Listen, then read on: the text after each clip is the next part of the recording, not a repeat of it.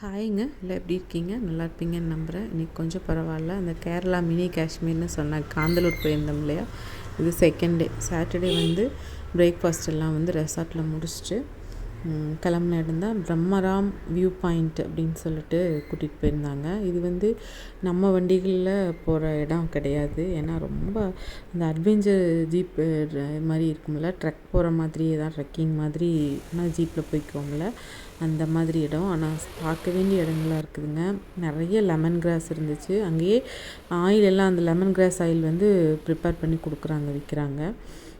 அதே மாதிரி டீ கடை அந்த மாதிரியெல்லாம் அங்கே போட்டு மிளகா பஜ்ஜி எல்லாம் சூடாக கொடுக்குற மாதிரி இடம்தான். நிறையா ஷூட்டிங்கெல்லாம் எடுத்துருக்கிறதுனால அது ஷூட்டிங் ஸ்பாட் அப்படிங்கிற மாதிரி பேர் வச்சு நம்மளை கூட்டிகிட்டு போகிற அந்த ஜீப் அவங்கெல்லாம் சொல்கிறாங்க.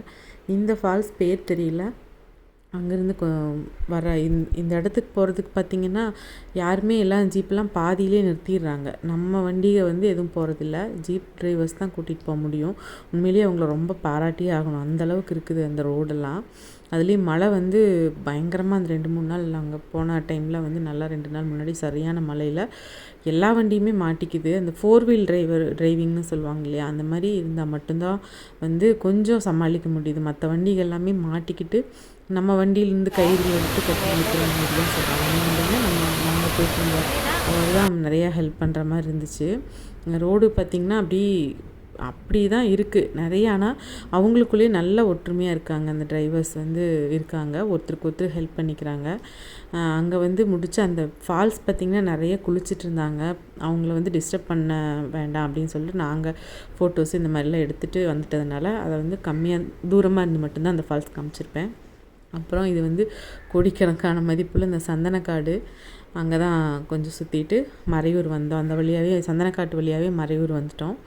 மறையூர் வந்ததுக்கப்புறம் அங்கே அந்த ஹோட்டல் வந்து சாண்டல் ப்ரீஸ்ன்னு சொல்லிட்டு லன்ச்சு நல்லா பரவாயில்லைங்க, ரொம்ப நல்லாவே இருந்துச்சு. ரொம்ப சீப் அண்ட் பெஸ்ட்டு. மலையாளி தான் பண்ணுறாங்க.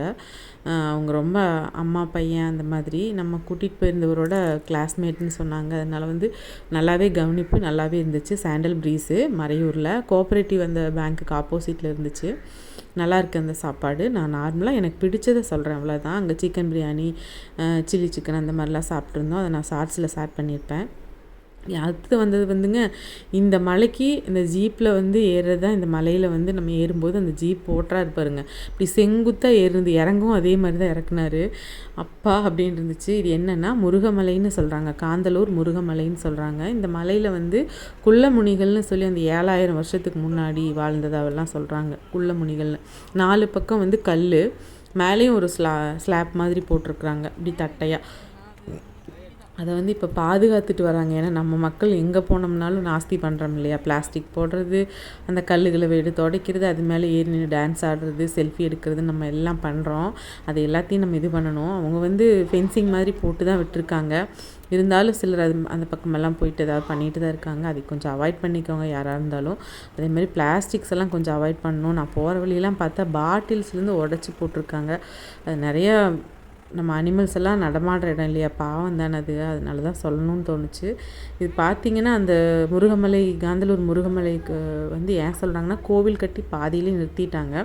என்ன ப்ராப்ளம் ஆச்சு அப்படிங்கிற மாதிரி தெரில. அது வந்து பாதியாக அந்த பேஸ்மெண்ட்டோடு நின்று இருக்குது. அப்புறம் அங்கே வேல் வச்சு சாமி கும்பிட்டுட்ருக்காங்க. அங்கே போகிறவங்கெல்லாம் வந்து கல் நான் காமிச்சிருப்பேன்.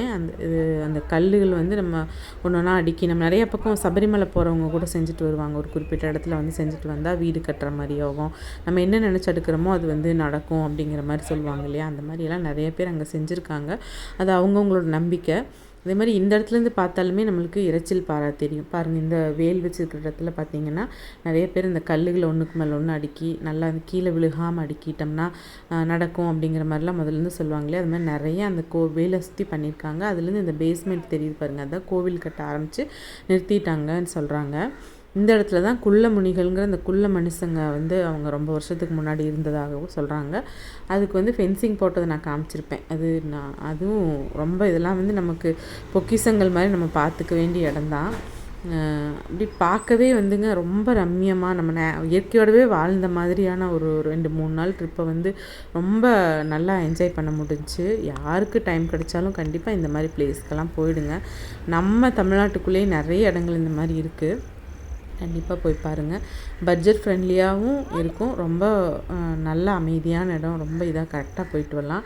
இதுதான் இந்த லெமன் கிராஸுங்கிறது. இங்கே மட்டும் இல்லைங்க, நான் ஃபஸ்ட்டு காமிச்ச அந்த பிரம்மராம் வியூ பாயிண்ட் அங்கே நிறையவே இருக்குது. அங்கே தான் அந்த லெமன் கிராஸ் ஆயிலும் இது பண்ணுறாங்க. இந்த கிராஸ்க்கு பின்னாடி பார்த்திங்கன்னா நல்லாவே ஒரு ஆறு, கோவில் கடவுன்னு சொல்கிற ஆறு, அந்த வழியாக நம்ம போவோம் வருவோம். அந்த ஆறு வந்து பார்த்திங்கன்னா அங்கே போகும்போது அந்த தரப்பாலம் மாதிரி தான் இருக்குது. இங்கேருந்து பார்க்கும்போது அது ஒரு அழகாக இருந்துச்சு, அதனால தான் அதை காமிச்சிருப்பேன். இப்போ இங்கேருந்து பார்க்கும்போது அடுத்து நம்ம போகிற இறைச்சில் பாறை அப்படின்னு சொல்கிறாங்கல்ல, அந்த ஃபால்ஸு ரோட்டு மேலேயே தண்ணி விழுகுதுங்க. அதுதான் இதாக இருக்குது.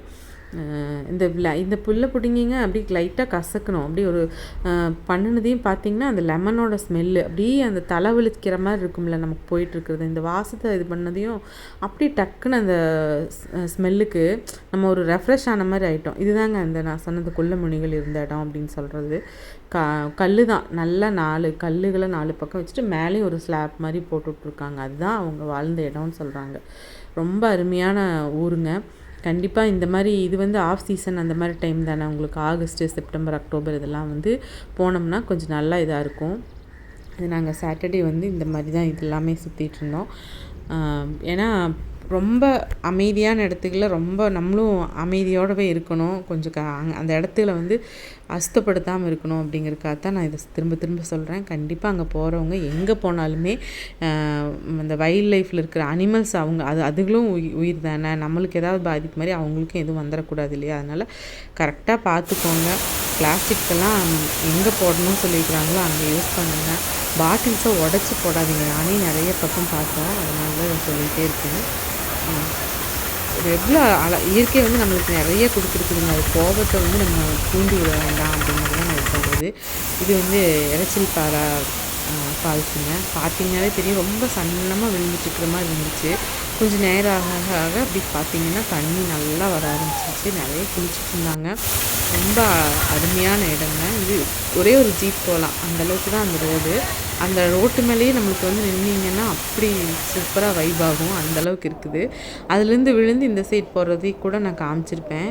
இந்த ஃபால்ஸ் பாருங்கள், அப்படி பார்க்கவே அப்படி எவ்வளோ ரம்மியமாக இருக்குதுன்னு. கொஞ்ச நேரம் அங்கே நின்னாலே அப்படி அந்த சாரல் படுறதுக்கே நம்மளுக்கு அவ்வளோ நல்லா இருக்குங்க. இது இறைச்சில் பாறை ஃபால்ஸு. தண்ணி கொட்டிக்கிட்டே இருக்கும், ரொம்ப நல்லாயிருக்கு. இது வந்து திரும்ப திரும்ப சொல்கிறதுக்கு காரணம் வந்து ரொம்ப நமக்கு பிடிச்ச மாதிரி இருக்கும். அந்த நேச்சரோடு வாழணும்னு நினைக்கிறவங்களுக்கு, இந்த மாதிரி கொஞ்சம் அட்வென்ச்சராக ட்ரெக்கிங் போகணும் அப்படின்னலாம் நினச்சாங்கன்னா இந்த இடமெல்லாம் நல்லாவே இது பண்ணியிருக்காங்க. எக்கோ ஷாப்ஸ் நிறையா இருக்குது. அதே மாதிரி இந்த ஜாக்ரி எல்லாம் வந்து அங்கேயே பண்ணி ஒரு 2-3 இடத்துல கிடைக்கிது.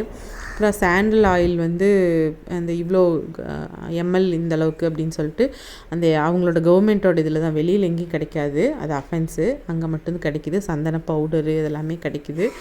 இந்த மாதிரி கொஞ்சம் நம்ம அவங்களோட அதேமாதிரி ட்ரைபல்ஸு வந்து கொஞ்சம் இந்த நாட்டு பூண்டுகளெல்லாம் வச்சு விற்றுட்ருப்பாங்க. எல்லாமே நமக்கு தேவையானதெல்லாம் வாங்கிக்கலாம். ஹனி எல்லாமே கிடைக்கிது. நம்ம பார்த்து கரெக்டான ஆளுகிட்ட நம்ம வாங்கினோம்னா ஏமாறாமல் இருப்போம், அவ்வளோதான். ரொம்ப நல்லா இருக்குதுங்க. எனக்கு ரொம்ப பிடிச்ச இடமாயிடுச்சு இது.